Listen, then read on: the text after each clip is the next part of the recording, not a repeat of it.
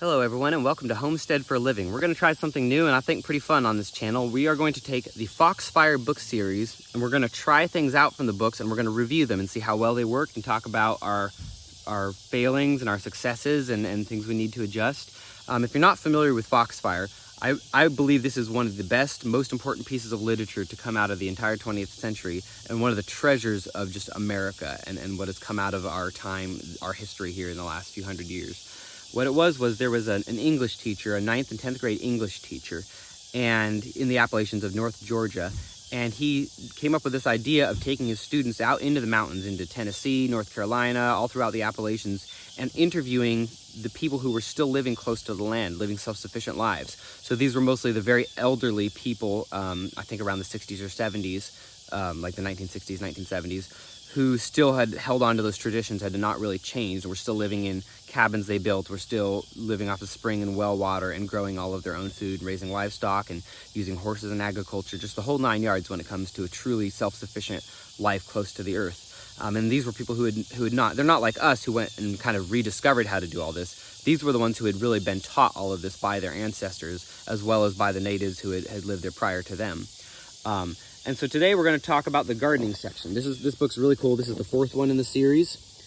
And by the way, I really can't recommend strongly enough buying these books. They're not in print anymore, so they're very expensive, but worth looking them on the up on the internet and buying the whole set. They're a crucial addition to your homestead library. But we've got everything from fiddle making, spring houses, horse trading, sassafras tea, berry buckets, gardening, and further affairs of plain living. So we're going to pick something out here to try, and we're going to try it. Now, we've already tried it. That's what's sitting behind me is this field here. So in the vegetable section, it's really fun how they do this. Each main vegetable has its own section, and then they interview several of these people in each section. They really keep their dialect intact. It's really cool how they do this. So, for example, here in the pumpkins section, we have Esco Pitts, Florence Brooks, and Miranda Brown. These are all some of those older Appalachian people who they interviewed. So they all kind of give their version of what they remember from when they were kids and how they grew corn and how they still grow corn. Miranda Brown says, pumpkins like a good rich soil and they grow best in cornfields, possibly because of the shade the corn gives them. So right there is just a nugget of gold. This is why these books are so valuable. So they're essentially talking about what's similar to the Three Sisters method, which makes sense because some of these settlers had long-standing relationships with the American Indian tribes in those areas and learned a lot from them. Esco Pitt said, we had pumpkins all in the cornfield. We planted by hand, plant a pumpkin hill here, another one there, another one yonder. Florence Book says, we'd put them in the corn planter and plant it with the corn. So you're starting to get the idea here is that they grew pumpkins with their corn. Let's move on to beans. Florence Brooks says, actually let's move on to Harry Brown. He says, we didn't have half runners back in those days. We had cornfield beans. So, same thing. They were doing the beans with the corn. The idea being that the beans would climb the corn stalks, and there'd be all these symbiotic relationships. The beans would climb the corn stalks, so giving them the platform they need to really reach up and get a lot of sun. The squash would cover up the ground level and kind of be the mulch so you didn't get a lot of weeds coming up, and it would keep the soil cool. And the corn would also, like that, I think so it was Florence mentioned, those would keep everything cool above the squash. They're talking about pumpkins, which of course are another squash, but I think these methods kind of apply to any kind of squash.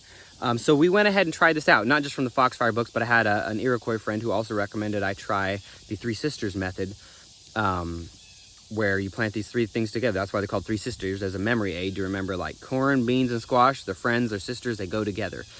So we went ahead and gave it a try. This is our patch, so let's see what worked and what didn't. As you can see, we've got our squash layer here starting to produce. They're taking up this ground level. And then, of course, we have our corn. This is grain corn, old hickory grain corn, not sweet corn, which I think is more in standing with these traditional methods because it's a sturdier stalk, because a bean can actually take down a corn stalk. I had a bean take down a corn tree that I was climbing it up.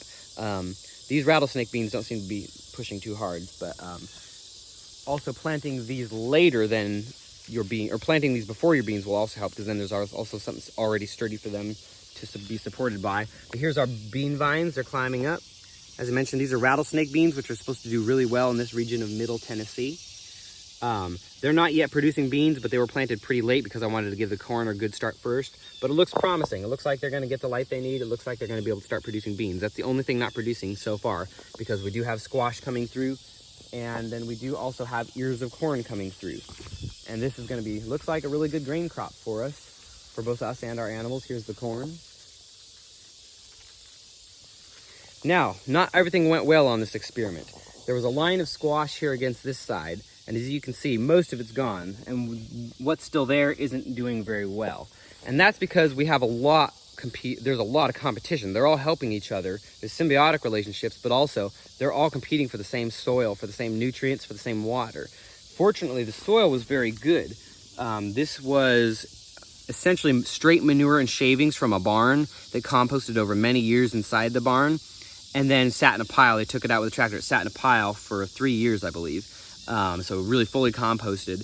And I was able to buy that for $5 for a pickup load, which is a phenomenal deal. So nutrient-wise, I think they've all been doing fine, but water-wise, they've not, because this is kind of a hugel mound, sort of a bit raised bed made with logs, and it doesn't have very good water retention. There's big gaping holes in it. So this water just spilled out, and none of it was retained because it goes downhill, and this is downhill of it is our septic field, and a tractor came through, and it's all just hard clay and kind of ruined land for now until I can restore it. And so this water didn't get retained. So these guys just didn't get the water they need. Squash needs a ton of water. But anywhere else we look on this patch where that didn't occur, the squash is doing just fine. On this back row here, we have squash doing much better. And that's because it had all the water it needed coming down the hill and stopping at the cornfield. So just do keep that in mind if you try this method. Really realize that your squash is going to be really competing. Now our squash plant that is doing the best, it's this one. And it also has access to all the soil on this side. So you might think about that. If you plant corn in one spot, you might mainly focus on putting that squash around the outer perimeter so those roots can go out away from the corn and kind of get their own nutrients outside of it.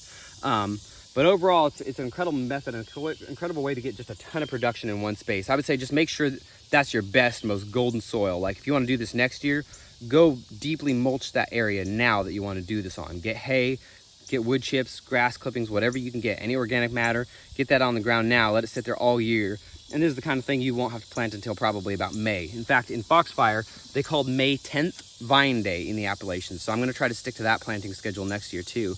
That's when they plant all their vine crops, watermelons, cucumbers, squash, anything that grew on a vine essentially, which is really cool. I didn't know that, but it makes sense because they like really warm weather. You really want to get past that danger of a frost. So we'll try this method again next year, even more tried and true. And we're going to try every single thing in every one of these books if it takes me a whole lifetime, and it probably will. But I can't think of a better way to spend a life than to just try out Foxfire stuff. Again, recommend those books. They've got everything from how to build a log cabin, build a spring house, and it's straight from the horse's mouth, so to speak. It's straight from the people who were taught this stuff by their ancestors. So it's incredibly valuable information. So hope that was fun to see the Three Sisters method in action and the Foxfire books in action. And we'll keep trying these as we go. Let me know if there's a specific part in one of those books that any of y'all would like me to cover, and we'll do that. In the meantime, everybody, stay safe, be well, and happy homesteading.